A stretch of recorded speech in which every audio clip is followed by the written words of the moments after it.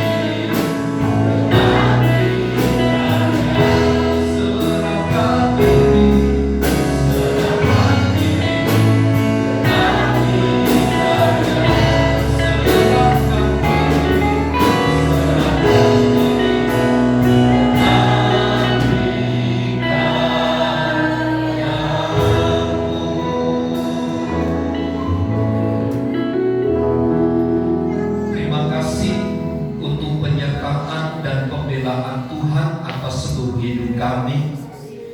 Dan adanya kami di tempat ini adalah untuk mengkonfirmasi bahwa Tuhan yang ajaib, Tuhan yang berkuasa selalu menyertai kami. Saatnya kami akan mendengar berita firman Tuhan. Kiranya Tuhan mengurapi kami sekalian. Pakailah seluruh hidup kami Bapa menjadi tanah-tanah yang baik, yang siap untuk hidup di dalam kebenaran firman Tuhan. Segala tipu daya muslihat iblis yang akan mencuri benih firman Tuhan, kami tolak, kami patahkan dalam nama Yesus. Tuhan yang menguasai seluruh hati dan pikiran kami. Kami siap diberkati oleh firman-Mu. Di dalam dan demi nama Yesus kami berdoa. Setiap kita yang siap diberkati bersama katakan amin. Silakan duduk Bapak Ibu Saudara.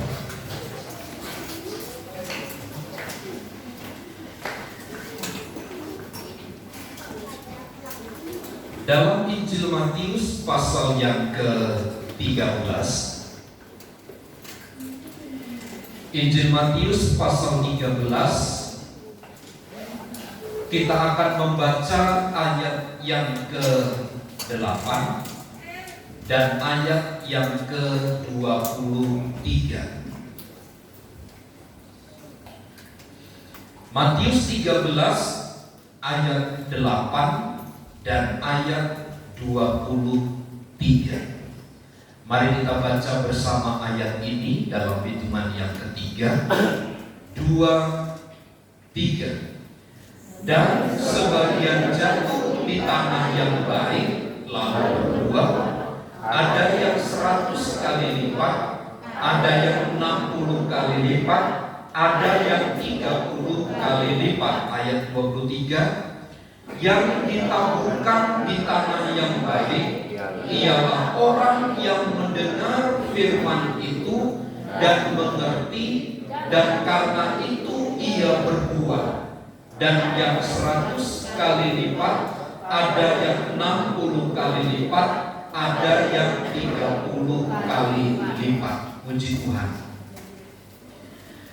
Pada bagian yang keempat ini kita mempelajari tentang tipe hati manusia.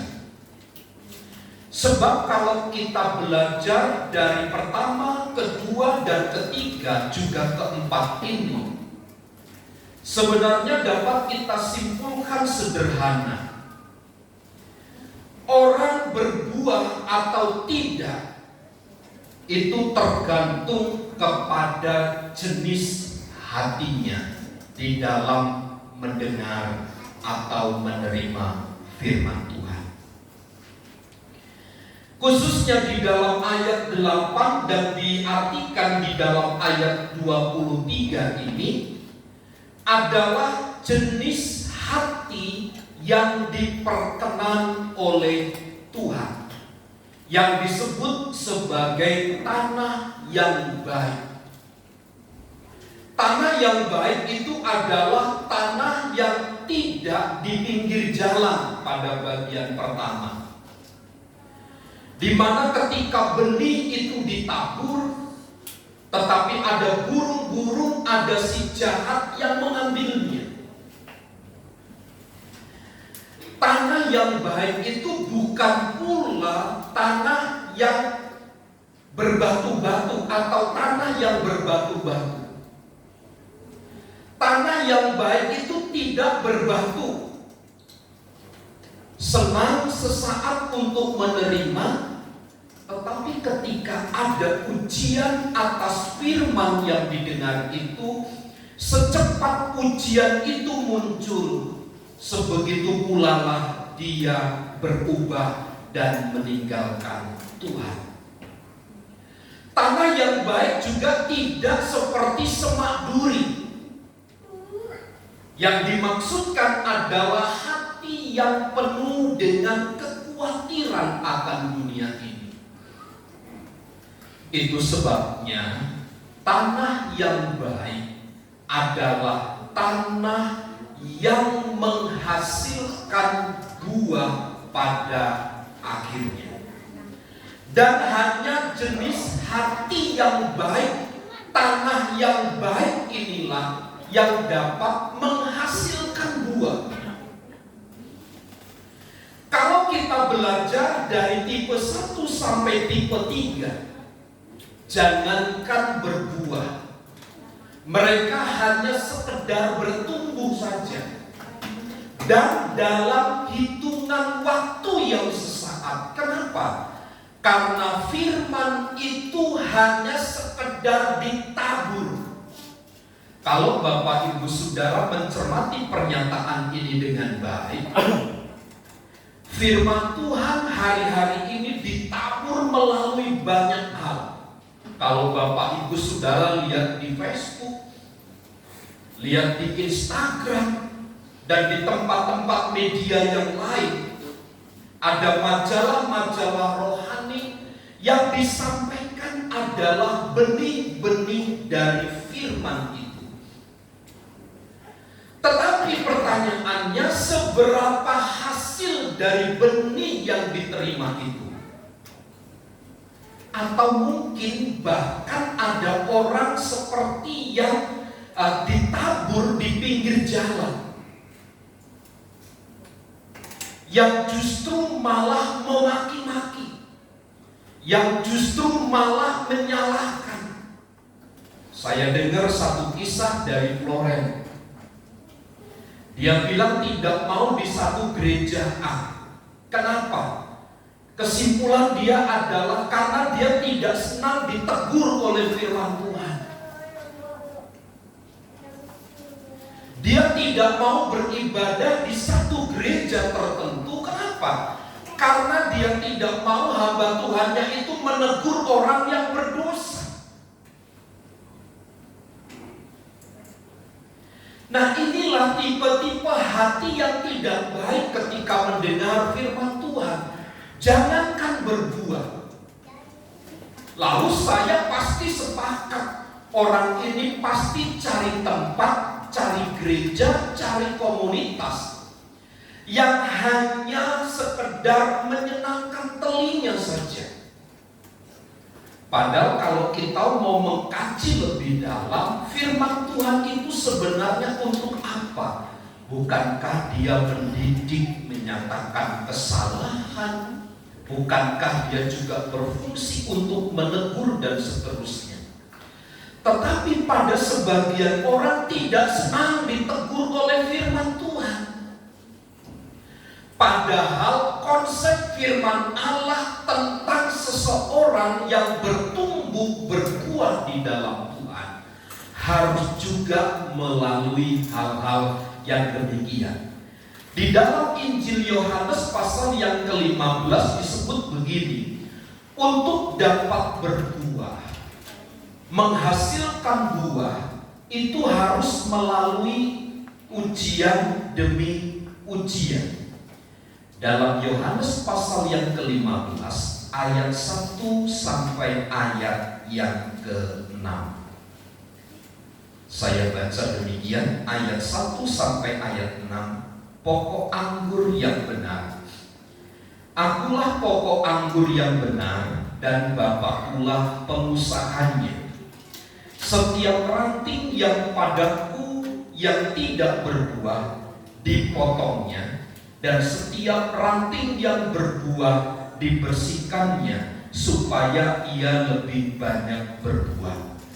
Dari ayat 1 saja atau ayat yang kedua, kita mendapat kesimpulan begini: setiap ranting yang padaku yang tidak berbuah, ada kata dipotongnya. Dan setiap ranting yang berbuah dibersihkannya, supaya ia lebih banyak berbuah. Di dalam dunia pertanian, biasanya hasil pertama itu dibuang. Kalau Bapak Ibu Saudara menanam buah-buahan, contoh rambutan, buah yang pertama itu harus dipangkas habis, dia tidak boleh berbuah. Kalau kita biarkan buah pertama, pasti buah kedua dan seterusnya tidak bagus. Kualitasnya tidak memadai. Tetapi kalau buah pertama itu dipotong semua buahnya, pada buah yang kedua pasti dia akan semakin lebat lagi. Yohanes pasal yang ke-15 ayat yang kedua memakai perumpamaan begini. Pertama dipotong, yang kedua dibersihkan. Jadi sebenarnya seseorang yang memiliki kehidupan yang membuahkan hasil di dalam hidupnya dimulai dari sebuah ujian demi ujian. Sama saja ketika Injil Matius pasal 13 ayat 8 dan ayat 23 menyatakan bahwa hanya tanah yang baiklah yang dapat menghasilkan buah, dan buahnya itu dapat dinikmati oleh orang lain. Dan sekali lagi untuk berbuah, Yohanes pasal 15 menyatakan dia harus dipotong, dipangkas, dia harus dibersihkan. Ini kan menunjukkan ujian demi ujian harus dipotong. Kadang-kadang untuk berbuah itu menyakitkan. Untuk menghasilkan buah dari kebenaran firman Tuhan, kita itu harus menekan segala sesuatu di dalam hidup ini. Hawa nafsu, keinginan dunia, dan hanya membiarkan kehendak Tuhan, firman-Nya itu mengambil peranan penting di dalam hidup kita. Jika tidak demikian, maka benih yang ditabur di dalam hidup kita itu tidak akan berbuah. Mungkin hanya bertumbuh. Bertumbuh hanya dalam waktu yang sesaat. Kemudian kita akan mengingkari kekuatan dari firman itu. Sekali lagi saya ingin sampaikan begini, untuk berbuah harus melalui banyak ujian. Karena Yohanes berkata dia harus dipotong, dia harus dibersihkan. Dipotong dan dibersihkan ini menandakan bentuk satu kegiatan, satu aktivitas yang dilakukan oleh seseorang, termasuk di dalamnya ada penyangkalan diri. Membiarkan kehendak Tuhan itu dinyatakan. Kalau kita belajar dari pelayanan Tuhan Yesus, sesungguhnya apa yang dilakukan Tuhan Yesus itu adalah merupakan hanya kehendak dari Bapaknya, bukan kehendak dari dirinya sendiri. Kita tidak dapat membayangkan bagaimana kalau Tuhan Yesus hanya melakukan dari kehendaknya diri sendiri. Saat dia ada di kayu salib, saat dia ada di Taman Getsemani, bukankah itu adalah saat-saat yang paling tepat untuk menyangkal kehendak Bapa? Dalam masa kesulitan, dalam keadaan-keadaan yang tertekan, dimungkinkan, selalu ada kemungkinan bagi kita untuk menyangkal kebenaran. Tetapi justru kalau seseorang memiliki tanah hati yang baik, meskipun dia harus melewati ujian demi ujian, tetapi dia pada akhirnya akan mendatangkan buah. Firman Allah itu akan berbuah di dalam hidupnya. Karenanya yang jatuh di tanah yang baik, kata Alkitab, ialah orang yang setelah mendengar firman itu menyimpannya di dalam hati, hati dan mengeluarkan buah di dalam ketekunan. Itu di dalam Injil Lukas pasal yang ke-15. Saya kira ini satu ayat yang pendukung yang baik untuk mempertajam pemahaman kita tentang Injil Matius pasal 13 ayat 8 dan ayat yang ke-23. Lukas pasal 8 ayat yang ke-15 disebut begini: yang jatuh di tanah yang baik itu ialah orang yang setelah mendengar firman itu menyimpannya dalam hati yang baik dan mengeluarkan buah dalam ketekunan. Kalau di dalam Injil Markus disebut begini, menerima firman. Tetapi di dalam Injil Matius kita dapati juga kata yang berbeda. Tetapi sesungguhnya pengertiannya kata mendengar itu adalah baik menerima, baik mendengar, dan seterusnya. Semua adalah memiliki pemahaman yang sama. Di dalam ayat 15 dalam Lukas pasal 8, yang setelah mendengar firman itu menyimpannya dalam hati. Inilah yang disebut sebagai hati yang baik.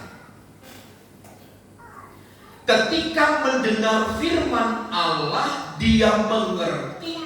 Setelah itu firman Allah itu disimpan. Tetapi makna dan pengertian disimpan itu bukan sama seperti pengertian dan makna yang kita pahami di dalam keseharian kita. Disimpan itu berarti tidak dipergunakan, kan? Dalam tanda kutip pemahaman kita seperti itu. Kalau kita memiliki benda berharga, maka benda itu kita simpan. Kalau di dalam ayat 15 itu menyimpannya di dalam hati yang baik. Menyimpan itu konotasinya adalah kita taruh di satu tempat dan kita biarkan dalam kurun waktu yang lama tersimpan di situ. Tetapi pengertian di dalam Lukas pasal 8 ayat 15 maupun Matius pasal 13 ayat yang ke-23 tidaklah demikian. Yang disebut menyimpan itu adalah di dalamnya berlaku hukum, melakukan firman itu. Jadi firman Allah itu diterapkan. Firman Allah itu menjadi hidup di dalam hidup kita. Itulah yang dimaksud dengan setelah mendengar, mengerti, dan menyimpan di dalam hatinya. Maka bagi orang yang telah melalui 3 proses ini, maka dia pasti akan berbuah. Berbuah dari apa yang dikerjakan berdasarkan kehendak dan rencana dari Tuhan itu.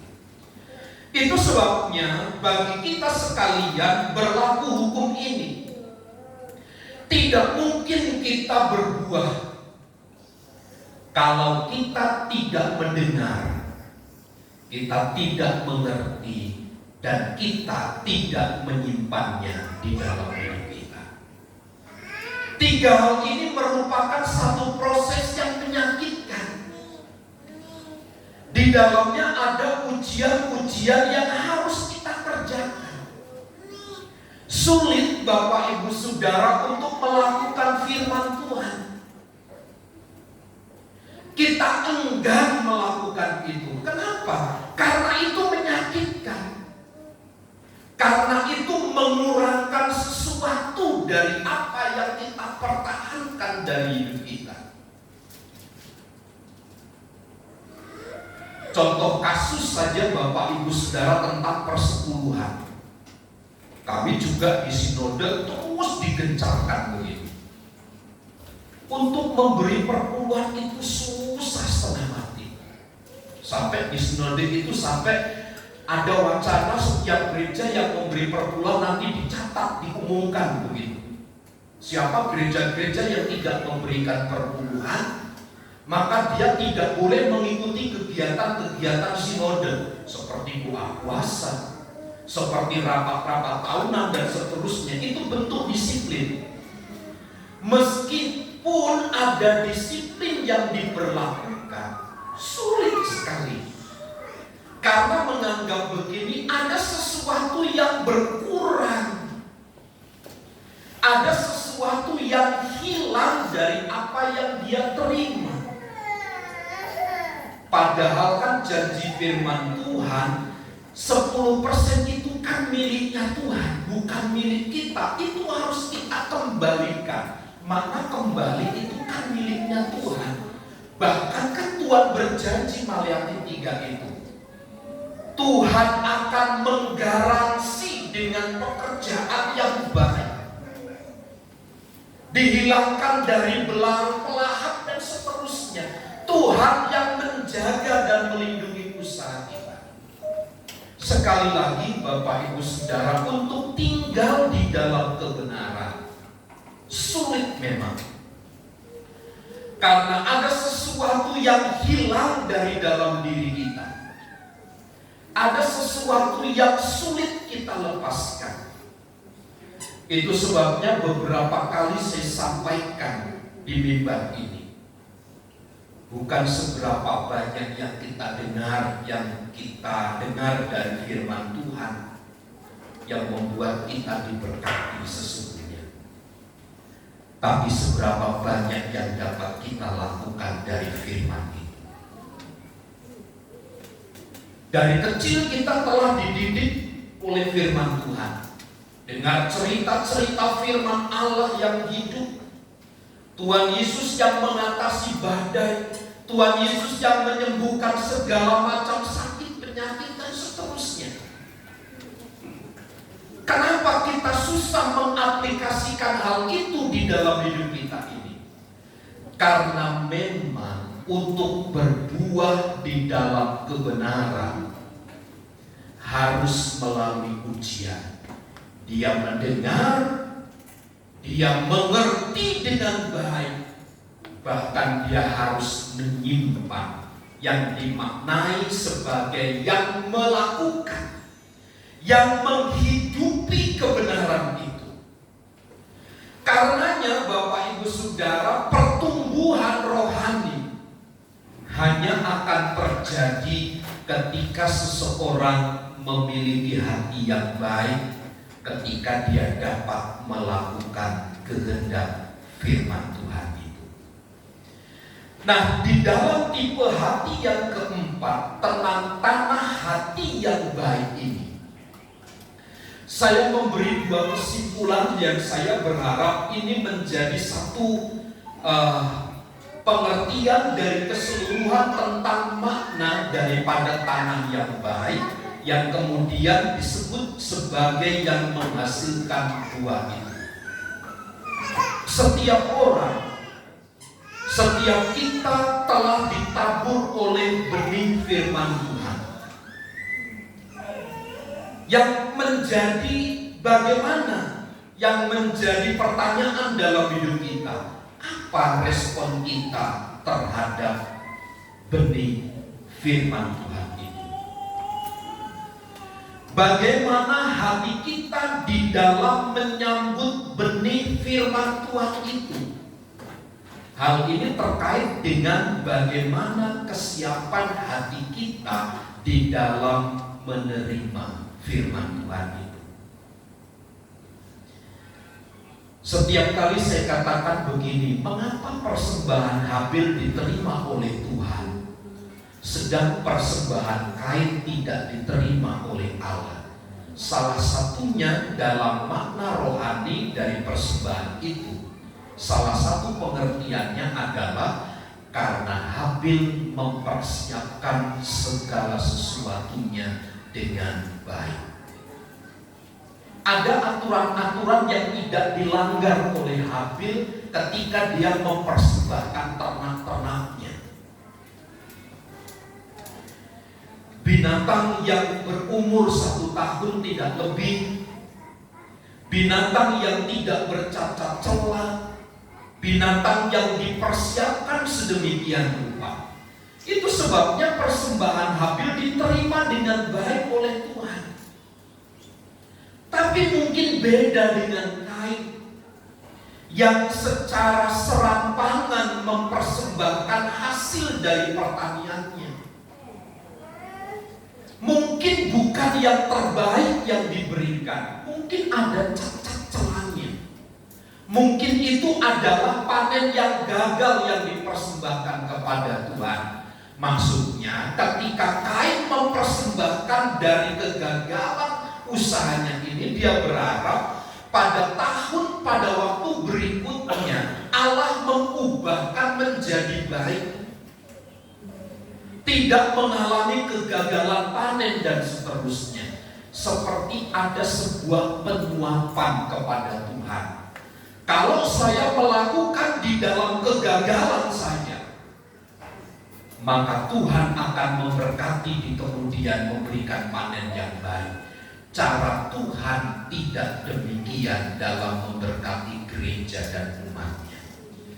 Karena masalah pertumbuhan, masalah hasil itu tergantung bagaimana hati ini menyambut benih itu. Bagaimana respon hidup kita tentang sebuah kebenaran itu. Inilah yang disebut sebagai tanah yang baik. Kenapa? Karena punya kesiapan. Orang yang siap itu Bapak Ibu Saudara, ketika diuji dia akan baik-baik saja. Dapat kita lihat pada anak-anak kita ya. Saat mereka akan mengikuti ujian akhir, kalau mereka tidak tenang, kalau mereka sepertinya ada rasa takut, ada rasa was-was, gelisah dan seterusnya, dapat kita pastikan anak kita itu tidak menguasai materi dengan baik. Tapi kalau anak kita ketika menghadapi ujian dia tenang, menghadapi ujian itu dengan santai, dapat dimungkinkan bahwa anak kita itu memiliki kesiapan. Nah, kalau orang semua sudah siap, tentu hasilnya pun akan menjadi baik. Dalam hal ini penting bagaimana kita menyambut benih firman Tuhan itu. Apakah kita mempersiapkan diri? Itu sebabnya saya seringkali katakan begini, dalam beribadah mari kita mempersiapkan diri dengan baik. Sebab kesiapan itu menentukan sekali bagaimana kita berbuah di dalam Tuhan. Kalau dari rumah saja kita pakai baju, kita ribut dengan pasangan. Di mana ya sepatu saya ya? Di mana baju saya? Kok belum disetrika dan seterusnya? Kok baunya apok dan seterusnya? Dan terjadi ribut, datang ke gereja masih ada rasa sakit hati. Bagaimana mungkin berita firman itu dapat menyentuh, apalagi dapat bertumbuh? Karena apa? Hati ini telah dikuasai oleh amarah. Hati ini telah dikuasai oleh kebencian kepada pasangannya, kepada orang yang terdekat. Karenanya menurut saya, pertumbuhan hidup seseorang di dalam Kristus tergantung bagaimana hatinya di dalam menyambut benih firman Tuhan itu. Apakah dia siap sedia menerimanya? Karena satu-satu catatan di dalam Injil Matius pasal 13 yang diberikan porsi lebih, dan menurut saya itu merupakan sebuah predikat tertinggi seseorang yang memiliki hati, tipe hati, yaitu memiliki tipe hati yang baik, yang siap untuk ditaburi. Ada perbedaan cara menanam memang. Kebiasaan kalau orang dari daerah Jawa itu kelihatan kalau di daerah pertanian, kalau dia menanam itu biasa kalau tidak dibajak, dicangkul, tanahnya rapi bersih baru ditanami. Tetapi kalau Bapak Ibu di Palembang beda. Di Palembang itu tidak harus dicangkul, tapi tinggal dibakar lahannya, kalau sudah kering lalu ditabur. Dan biasanya benih padi itu, kalau menanam padi di Palembang itu, kalau orang-orang asli Palembang tidak pakai dilubangin, tidak, tapi mereka main tabur saja begini. Jadi antara ilalang dan benih yang ditabur itu bisa tumbuh sama-sama. Memang betul yang dicangkul, yang dibajak itu juga kemungkinan juga tumbuh benih yang sama. Bisa ilalang, benih juga tumbuh bersamaan. Tetapi paling tidak sedikit menahan pertumbuhan dari ilalang itu. Dan benih akan lebih kebanyakan kelihatan tumbuhnya dan menghasilkan buahnya akan lebih banyak. Kenapa? Ada persiapan terlebih dahulu. Tanahnya diberikan porsi yang baik terlebih dahulu. Walau mungkin Bapak Ibu Saudara hasilnya sama, atau bisa saja hasilnya berbeda, tetapi yang membedakan adalah tanah itu harus dipersiapkan dulu. Jadi ketika seseorang bertumbuh di dalam Tuhan, erat kaitannya dengan dia memiliki hati yang siap untuk ditabur. Kalau tidak, pasti benih itu hanya sekedar tertanam di dalam hidup dan dia tidak akan berbuah apa-apa. Bahkan mungkin kita akan menjadi jauh dari Tuhan.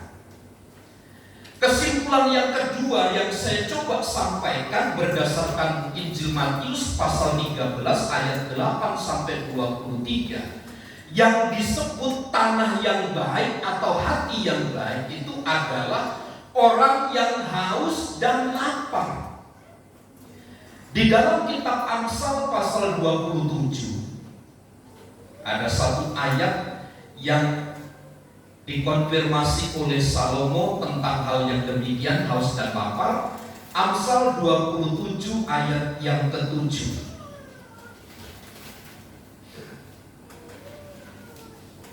Orang yang kenyang menginjak-injak madu, tetapi bagi orang yang lapar, segala yang pahit dirasakan manis. Yang saya sebut adalah begini, bagi orang yang lapar, meskipun di depan itu pahit rasanya, pasti dirasa manis. Satu kali saya menonton film dengan istri dan anak-anak. Film itu ketika naik pesawat lalu jatuh di pegunungan yang bersalju. Nah, ada banyak yang mati, ada beberapa yang masih hidup. Nah, yang masih hidup ini tidak ada persediaan makanan, semua habis, tidak ada persediaan makanan. Salah satu cara yang dilakukan untuk bertahan hidup di antara mereka adalah mereka memakan sesamanya. Makan sesamanya yang maksud adalah orang-orang yang mati terlebih dahulu. Mereka ada yang makan kakinya, mereka ada yang memakan bagian tangannya, bagian dada dan seterusnya, untuk mempertahankan hidup. Saya melihat dalam film yang diputar, entah itu berita atau cerita asli atau khayalan, tetapi paling tidak ada sebuah pemahaman bahwa bagi orang yang lapar sekalipun,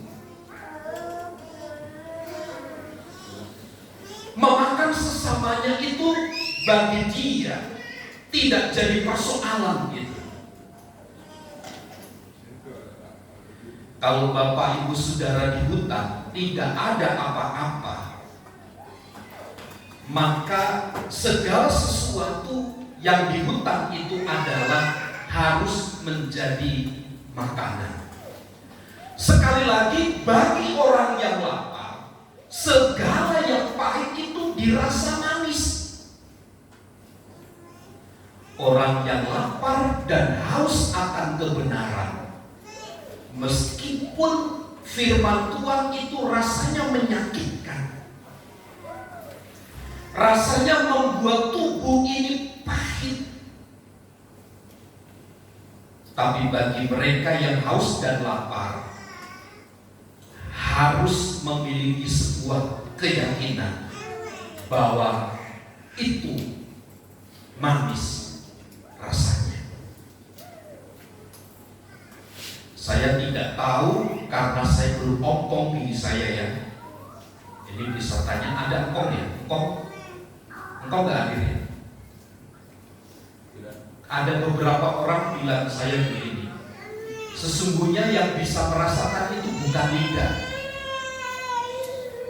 Ada Pak Pendeta, dia bilang begini, alat perasa itu bukan lidah. Loh, saya tanya, enggak selama ini memang alat perasa itu lidah? Oh, saya bilang gitu. Enggak, menurut saya setelah gigi saya habis, alat perasa itu gigi. Loh, kok bisa? Iya, semenjak gigi saya habis, saya tidak bisa merasakan apa-apa. Ada giginya sudah habis ini. Apakah betul begitu atau tidak? Atau mungkin itu kasuistik bagi hamba Tuhan ini, saya tidak tahu. Tetapi di dalam pelajaran biologi, lidah itu adalah alat perasa. Makanya ketika Bapak Ibu Saudara masak, kenapa yang dijulurkan lidah bukan gigi? Yang dijulurkan perasa itu lidah di depannya. Alat perasa itu lidah. Tapi sekali lagi yang saya maksudkan adalah begini, bagi orang yang lapar, pahit pun dirasa manis. Kalau kita aplikasikan berdasarkan firman Tuhan, mungkin firman Tuhan itu menyakitkan karena mengurangi sebagian dari hidup kita. Tapi kalau kita ingin bertumbuh, maka kita harus membuat rasa pahit itu menjadi manis. Ada komunitas peminum kopi, Bapak Ibu. Satu kali saya kumpul di SMS. Mereka bilang minum kopi yang baik tanpa pakai gula. Saya bilang saya belum bisa. Tapi yang lain itu bisa. Kamu harus belajar katanya. Harus belajar begini. Waktu kamu minum kopi pahit, rasakan saja seperti itu ada aura, ada rasa manisnya. Dalam hati saya bilang begini, bagaimana mungkin mengubah pahit itu menjadi manis? Itu sesuatu hal yang tidak mungkin. Tapi di dalam area ini, Amsal pasal 27 ayat 7, bukankah juga kitab Roma pasal 12 ayat 1 dan ayat 2 menyimpulkan begini, bahwa sesungguhnya perubahan itu kan dimulai dari paradigma, dari cara berpikir pembaharuan budi. Kita bisa mengubah mindset kita dari benar-benar rasanya pahit, tapi kita bisa ubah, letakkan di dalam pikiran kita rasanya manis. Kemarin ketika saya berkunjung ke rumah seorang hamba Tuhan, saya ceritakan selama 5 tahun setelah saya jatuh itu sakit di kepala saya itu seperti ada rongga kosong. Saya bilang, saya sudah cek ke dokter, tidak ada apa-apa, tidak bermasalah.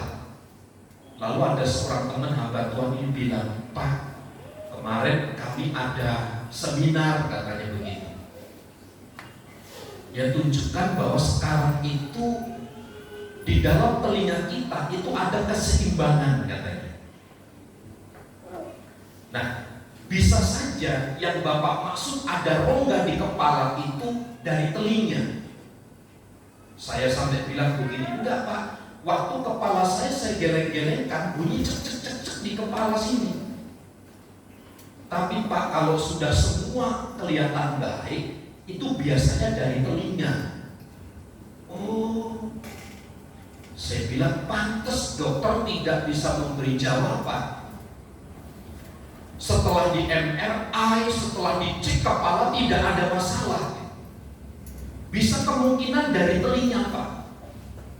Sebab kemungkinan, kan kalau ibu-ibu suka kerimbat ya, katanya jangan suka dipukul begini, prek begitu. Kalau sudah usia umur 50 tahun ke atas selalu dibegitukan, kan sebenarnya enak ya, kepala dipukul prek gitu ya. Tapi hati-hati bisa lepas katanya di dalam. Ya saya nggak tahu, tapi itu keilmuan yang bisa menjawab. Saya hanya mendapatkan informasi seperti itu. Bagi yang lapar dan haus akan firman Allah, meskipun kebenaran itu menyakitkan, tidak sesuai dengan seperti apa yang kita harapkan, tapi kita harus tetap menelannya. Di dalam Matius pasal yang kelima, ayat ini telah kita pelajari bersama. Matius pasal yang kelima ayat yang ke-6. Berbahagialah orang yang lapar dan haus akan kebenaran, karena mereka akan dipuaskan. Dengan kata lain, hanya merekalah yang akan berbuah. Orang yang haus dan lapar itu adalah mereka orang-orang yang memiliki hati yang baik. Satu tipe tanah yang baik yang siap ditaburi oleh firman Allah, dan firman Tuhan itu bertumbuh lalu berbuah. Jadi dua kesimpulan yang saya sampaikan, orang yang hidupnya berbuah, yang memiliki hati yang baik, adalah terletak bagaimana mereka menyambut benih itu, bagaimana respon itu terhadap firman Tuhan. Dan yang kedua, seseorang itu harus memiliki rasa lapar dan haus akan kebenaran.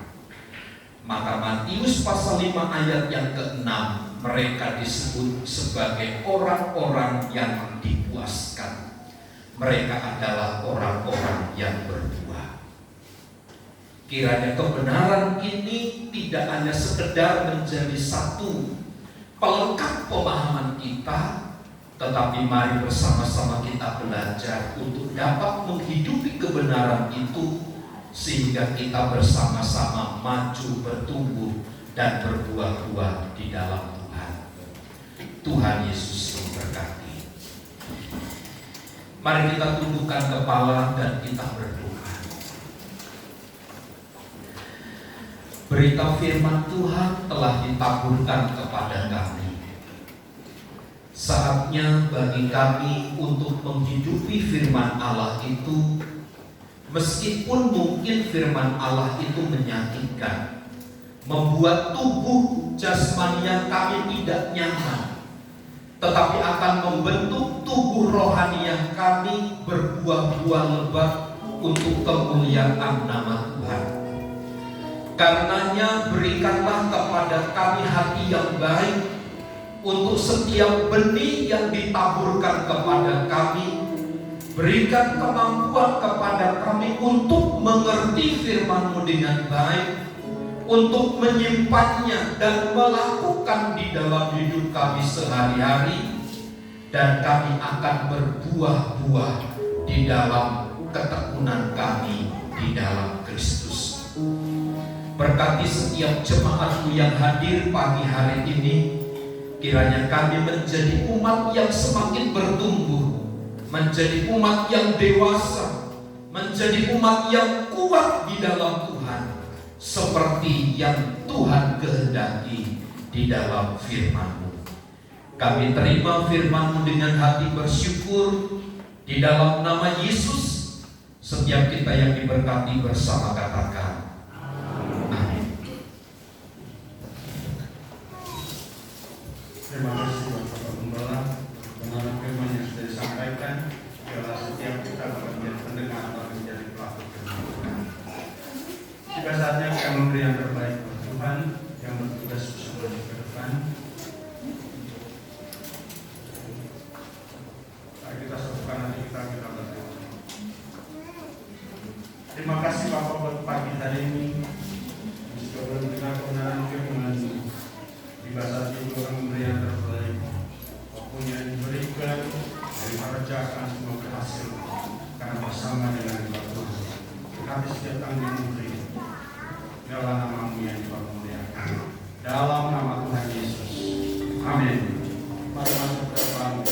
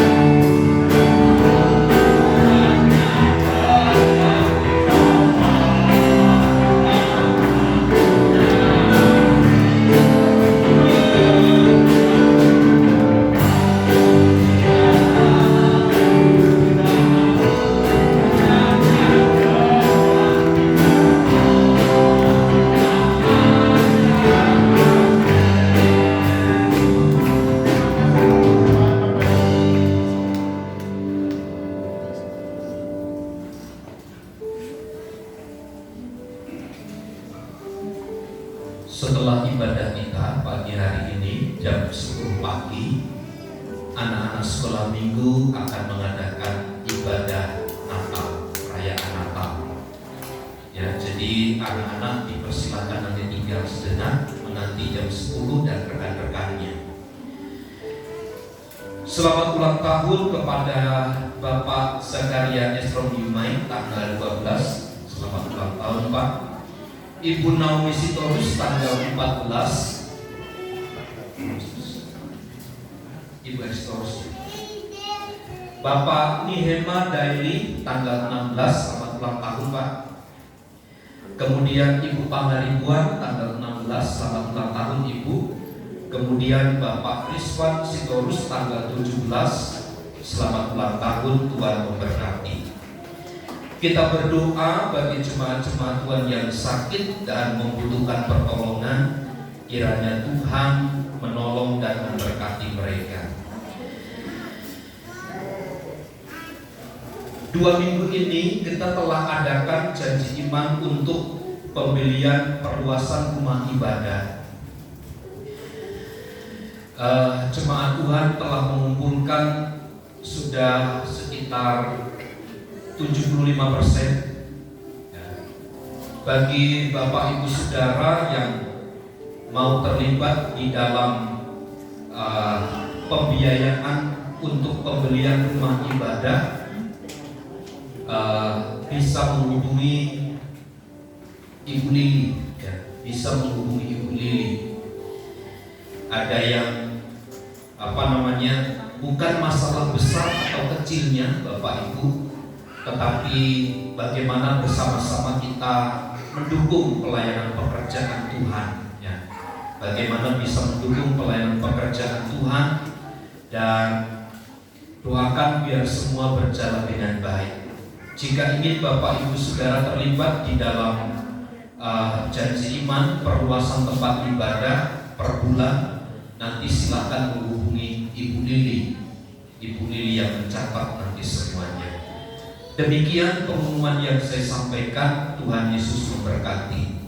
Mari sekali lagi saya undang kita bersama berdiri. Kita akan akhiri ibadah kita di dalam doa. Kemuliaan dan hormat hanya bagi Tuhan yang telah memungkinkan kegiatan ibadah kami berjalan dengan baik dari awal sehingga selesainya. Biarlah kiranya anugerah dan damai sejahtera Tuhan yang menyertai kami sekalian, diberkati semua keluarga rumah tangga yang hadir, setiap sidang jemaat Tuhan yang hadir, segala usaha dan pekerjaan kami Tuhan yang memberkati, program kerja perluasan gereja Tuhan, dan jemaat-jemaat Tuhan yang terbeban untuk pekerjaan Tuhan, mereka yang telah berjanji iman, mereka yang telah bersepakat satu hati memberikan, mendonasikan harta milik mereka untuk pekerjaan Tuhan. Tuhan yang memberkati mereka dengan berlimpah.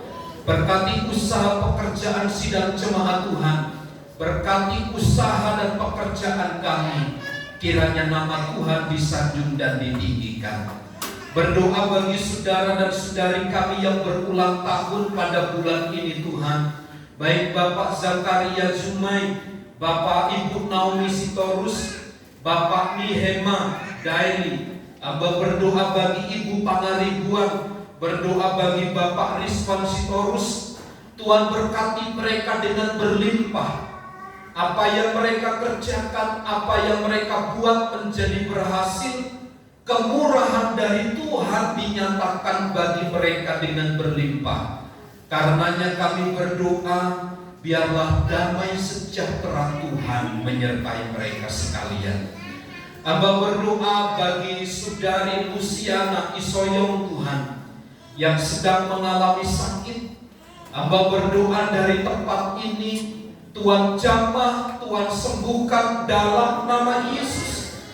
Darah kuasa anak domba Allah mengalir atas tubuhnya, sehingga anak muda ini Engkau pakai menjadi alat untuk memuliakan dan mengagungkan nama Tuhan. Amba berdoa bagi Ibu Ivona Susali. Tuhan berkati kalau rencana ibu ini Tuhan akan menjadi calon kepala desa. Kami percaya Tuhan yang berkehendak. Jikalau Tuhan memungkinkan semuanya, biarlah terjadi oleh karena kasih dan kemurahan Tuhan. Pakai ibu ini pula menjadi alat bagi kemuliaan nama Tuhan. Berkati seluruh sidang jemaat Tuhan, tanpa terkecuali, biarlah kami sekalian hidup di dalam kebenaran, dan kami semua diberkati oleh Tuhan dengan berlimpah. Berkati bangsa dan negara kami dari pusat sampai daerah. bahkan tempat di mana kami ada dan tinggal, Kristus dipermuliakan. Di dalam dan demi nama Tuhan Yesus kami berdoa. Mari saudaraku, angkat tanganmu dan terimalah berkat Tuhan. Tuhan memberkati dan melindungi engkau. Tuhan menyinari engkau dengan wajah-Nya dan memberi engkau kasih karunia. Tuhan menghadapkan wajah-Nya kepadamu dan memberi engkau damai sejahtera. Kiranya kasih karunia Tuhan Yesus Kristus dan kasih Allah serta persekutuan Roh Kudus menyertai kita sekalian saat ini dan sampai selama-lamanya. Kami terima segala berkat Tuhan di dalam nama Tuhan Yesus Kristus. Kita semua yang percaya dan diberkati bersama katakan amin. Bapa, terima kasih.